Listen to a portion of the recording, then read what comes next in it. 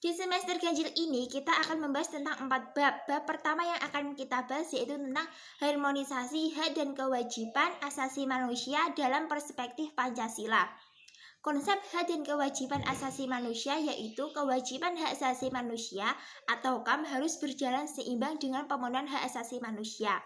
Makna hak asasi manusia secara sederhana, hak asasi manusia adalah hak dasar manusia menurut kodratnya. Sedangkan menurut Undang-Undang Nomor 39 Tahun 1999, hak asasi manusia adalah seperangkat hak yang melekat pada hakikat dan keberadaan manusia secara makhluk Tuhan Yang Maha Esa dan merupakan anugerah yang harus dihormati. Hak asasi manusia memiliki ciri-ciri khusus. Yang pertama yaitu hakikat, yang kedua yaitu universal, ketiga tidak dapat dicabut, dan terakhir tidak dapat dibagikan. Yang kedua, makna kewajiban asasi manusia. Kewajiban asasi dapat diartikan sebagai segala sesuatu yang harus dilaksanakan dengan penuh tanggung jawab. Hak dan kewajiban asasi manusia merupakan dua hal yang saling berkaitan. Keduanya memiliki hubungan kausalitas atau sebab akibat. B. Substansi hak dan kewajiban asasi manusia dalam Pancasila. Salah satu karakteris HAM dan KAM adalah bersifat universal. Artinya, HAM dan KAM merupakan sesuatu yang dimiliki dan wajib dilakukan oleh setiap manusia di dunia tanpa membedakan suku, agama, ras, dan lain-lain. Pancasila sendiri merupakan ideologi yang mendepankan nilai-nilai kemanusiaan. Pancasila menjamin HAM dan KAM melalui nilai-nilai yang terkandung. Nilai-nilai dapat dikategorikan menjadi 3, yaitu nilai dasar, nilai instrumental, dan nilai praktis. Pertama, HAM dan KAM dalam nilai dasar Pancasila. Nilai dasar berkaitan dengan hakikat kelima sila Pancasila. Hubungan antara HAM dan KAM dengan Pancasila dapat dijabarkan secara singkat. Yang pertama, Tuhan Yang Maha Esa menjamin hak kemerdekaan untuk memeluk agama. Yang kedua, kemanusiaan yang adil dan beradab, menempatkan hak setiap warga negara pada kedudukan yang sama. Yang ketiga, Persatuan Indonesia mengamanatkan adanya unsur pemersatu di antara warga negara dengan semangat gotong royong. Yang keempat, kerakyatan yang dipimpin oleh hikmat kebijaksanaan dalam permusyawaratan perwakilan dicerminkan dalam kehidupan pemerintah, bernegara, dan bermasyarakat yang demokrasi. Yang terakhir yaitu keadilan sosial bagi seluruh rakyat Indonesia, menyangkut hak milik perorangan dan dilindungi pemanfaat oleh negara serta memberi kesempatan keberadaan sebesar-besarnya pada masyarakat. Selanjutnya, HAM dan KAM dalam nilai instrumental Pancasila. Nilai instrumental merupakan penjabaran dari nilai-nilai dasar Pancasila yang memiliki sifat lebih khusus dibandingkan dengan nilai dasar.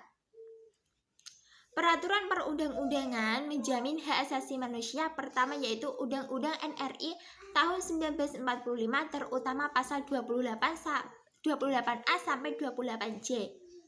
Yang kedua, ketentuan dalam Undang-Undang Organik.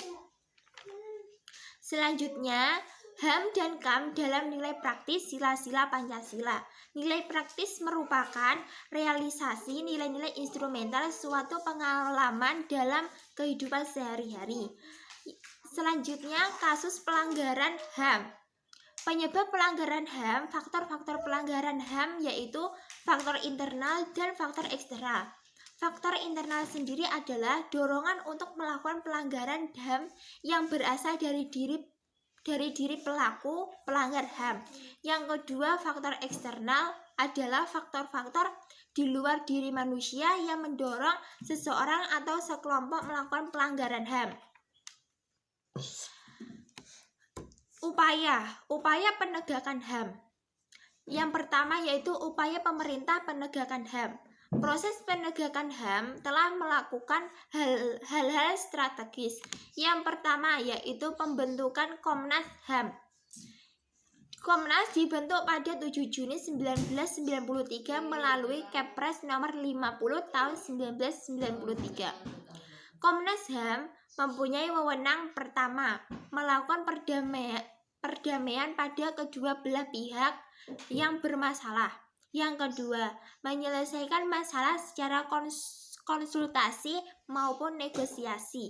Yang ketiga, menyampaikan rekomendasi antara suatu kasus pelanggaran HAM kepada pemerintah dan DPR untuk bertindak lanjut. Yang B, pembentukan instrumen HAM. Instrumen HAM merupakan alat untuk menjamin proses perlindungan dan penegakan HAM. Instrumen HAM berupa peraturan perundang-undangan dan lembaga-lembaga penegak HAM. HAM yang berupa peraturan perundang-undangan dibentuk untuk menjamin kepastian hukum serta memberikan arahan dalam proses penegak HAM. Yang ketiga yaitu pembentukan pengadilan HAM. Dibentuk berdasarkan Undang-Undang RI Nomor 26 Tahun 2000. Pengadilan HAM, pengadilan khusus terhadap pelanggaran HAM berat yang diharapkan dapat melindungi HAM baik perseorangan atau masyarakat. Selanjutnya, upaya penanganan kasus pelanggaran HAM. Yang A, upaya pencegahan pelanggaran HAM. Pertama yaitu menegakkan supremasi hukum dan demokrasi. Kedua, meningkatkan kualitas pelayanan publik untuk mencegah terjadinya berbagai bentuk pelanggaran. Yang ketiga, meningkatkan pengawasan dari masyarakat dan lembaga-lembaga politik terhadap setiap warga penegakan HAM yang dilakukan oleh pemerintah. B, membangun harmonisasi HAM dan KAM. Hak dan kewajiban asasi manusia merupakan dua hal yang tidak dapat dipisahkan satu sama lainnya. Salah satu cara untuk mengharmonisasikan HAM dan KAM adalah dengan menghindarkan diri kita dari sikap egois. Sekian, terima kasih. Wassalamualaikum warahmatullahi wabarakatuh.